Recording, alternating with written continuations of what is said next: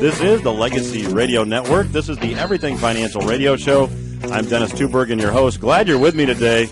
Have a terrific show lined up for you today. We are going to, in just a few minutes, get our soapbox out and jump up on our soapbox and talk a little bit about what's going on in Washington, or I should say what has been going on in Washington, and what it's meant for you and your money, and what we might be able to do to fix it. I'm going to be interviewing a gentleman by the name of Jim Babka on today's show.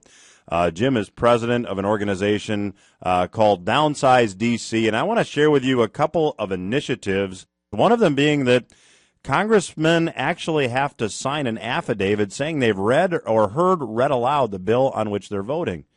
Wouldn't that be a novel idea, that they actually know what they're voting on, instead of Nancy Pelosi standing up and saying we have to pass this bill so we know what's in it? And certainly government policy and spending over the past 40 years or so with mounting debts and a mounting debt level, I should say, a high deficit spending, has created an environment where someone today who's retired, who wants to get yield on savings and pursue the American dream is really, because of the Fed's policies, in a very tough spot. It's tough to get safe yields today. So we're going to talk to Jim Babka about what some of their initiatives are and what it might mean for you and your money, and I certainly hope that you'll stay tuned and listen to what Jim and I have to talk about. Also on today's show, what's going on in Greece? Is Greece actually leaving the euro? It wasn't that long ago that European leaders said we have to keep Greece in the Eurozone. We have to keep them in the euro in order for the euro to survive. And now they're saying exactly the opposite, confirming my long-held belief that I never believe anything until it's been officially denied. Also, student loan debt. Did you know that there's more student loan debt out there than credit card debt? And is this going to be the next bomb for the economy? And finally, more irrational behavior in housing. You won't believe what some banks are doing now. Finally, we'll wrap up today's show by looking at money advice from some former presidents. Thomas Jefferson, Andrew Jackson, and John F. Kennedy all had some advice that we think we should be looking at and listening to today. Also, if you have not attended a discovery group, we have a brand new discovery group for 2012. At the Discovery Group, we talk about why we believe the current economic winter season in which we find ourselves was entirely predictable, what we think lies ahead, and what it might mean for you and your family. We'll also talk about, at the Discovery Group, why we believe that most of the economic growth of the past 30 years has been an illusion and what the consequences will be for you and your money. Also, why we believe that, from our experience, many people overpay on taxes and other financial expenses. We'll also talk about what we think the outcome of massive government deficits and debt will be for investors in 401k and IRA plans.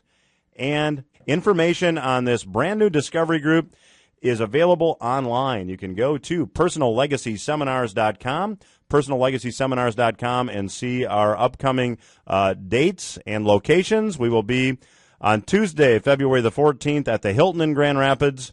On Thursday, February 16th, we will be at the Weather Vane Inn over in Montague. And on Tuesday, February the 28th, we'll be down in St. Joseph, Michigan. I am pleased to have with me today on the Everything Financial Radio Show Mr. Jim Babka.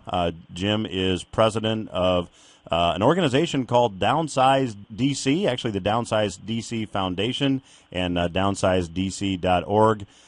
Jim, thanks so much for joining us today on the Everything Financial Radio Show. I'm glad to be here, Dennis. Jim, maybe for our listeners that aren't familiar with your organization, let's start by just talking a bit about what is Downsize DC and what is your organization's mission? Well, we want to reduce the size, the scope, the power, and the expense of government. We've observed that there is a system of concentrated benefits and dispersed costs. That is, individuals maybe feel powerless in the face of the state because so much of there are people who obviously benefit, who will show up and do whatever they can to get the contracts or the special privileges and so forth. But most Americans aren't living off of that system. They're not seeking favor, and they don't have the power to go do that. And they're kind of quiet. They are busy living their lives. We wanted to try to come up with a way to make it easy for them to participate, inexpensive. We wanted to get them, give them tools that would make them powerful, particularly if we join them together. And so our objective is to build an army so large that Congress cannot afford to ignore it. It's so big that we can get a message out everywhere, every day. and begin to change literally the political environment that we find ourselves in. And to do this, we've given people a tool that's available on our website. We call it the Educate the Powerful tool.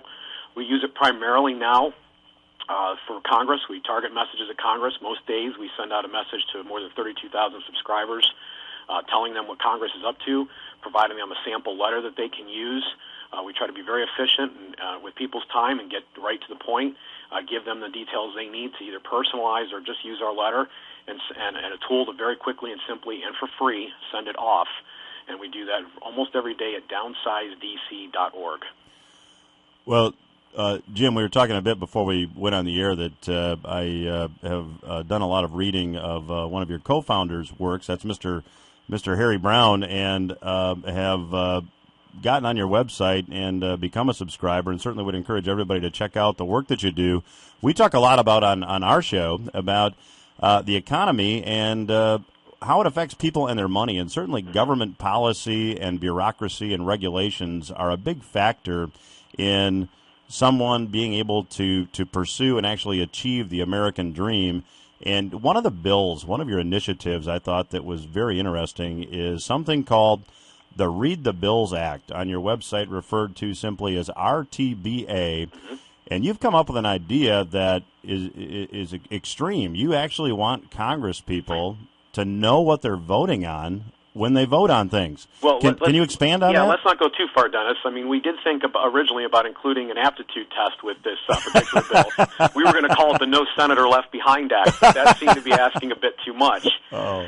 The Read the Bills Act is exactly what it describes, and it's important that I make something very clear. It's a law. I'll explain why that's important in a second, but the Read the Bills Act has two parts to it. It says that, first of all, any congressman that wants to say yes, wants to vote for spending your money, taxing you, regulating you, whatever it is that they're going to do there, they're going to cast that affirmative vote. They have to have either read the bill for themselves or they have to sit and listen to a literal word-for-word reading of the bill in order. The first is an affidavit, the second is a seating requirement. They can choose either path they want, but that reading requirement, we say that a quorum, which the Constitution defines as 50% plus one of the members, has to sit and listen to the entire bill being read from start to finish. Why? Because the mind will procure what the hiney will endure. If you think these bills are too big, just make Congress sit through them. We're talking here about changing the incentives. These bills will get shorter. They will get more efficient. They will stop passing so many earmarks and other types of pork and so forth. So we wanted to, get them there. And we wanted to make sure that they had read it. But the second part of the bill is important because talk show hosts like yourself, watchdog groups like DownsizeDC.org, individual citizens should have a right to read the bill too. So we say that after that reading's done, a clock starts, at least 7 calendar days have to go by before Congress is able to cast a vote to pass or defeat the legislation. That during those 7 days we can all see and read the bill. And I told you it was important that this was a law. It's very important. We know that, unfortunately, our lawmakers are the most lawless bunch in the land. They exempt themselves from the rules all the time, and sometimes when they are even bound by the rules, they just ignore them. We couldn't trust the fox to watch the hen house here, so we said that if you find yourself, Dennis, charged with a crime, maybe you didn't pay a tax or you didn't abide by a particular regulation that was passed illegally in violation of the principles of the Read the Bills Act, that you could present the evidence that Congress didn't do its job to the judge, and the judge can throw the case out of court completely and dismiss the charges against you. That's the Read the Bills Act.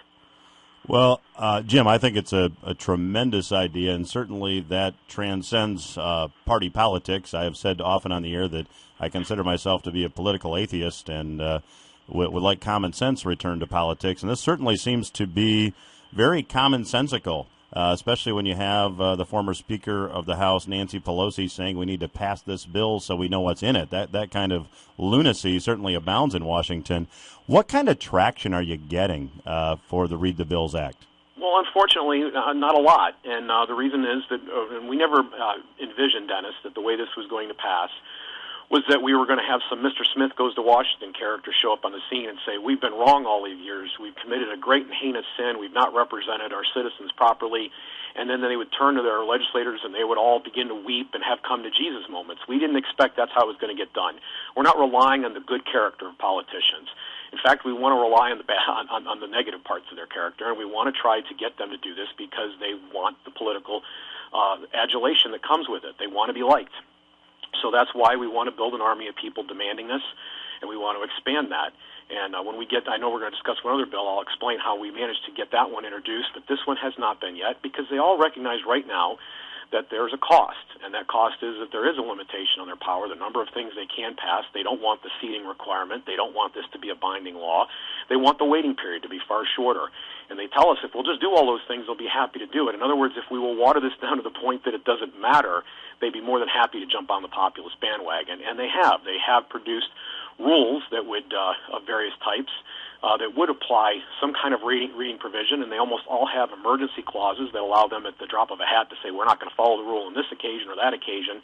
And so it's just, we want something that's got some teeth and some point to it, and so we're going to continue to stick to our guns and continue to work on recruiting people to help us put the force on Congress that's necessary to get this done.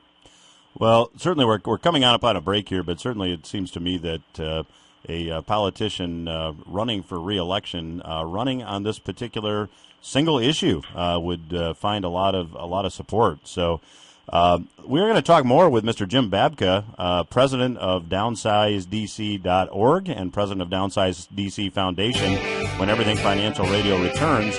We are looking forward to talking to him after the break about the One Subject at a Time Act. So we'll be talking more with Mr. Jim Babka when Everything Financial Radio returns. Stay with us.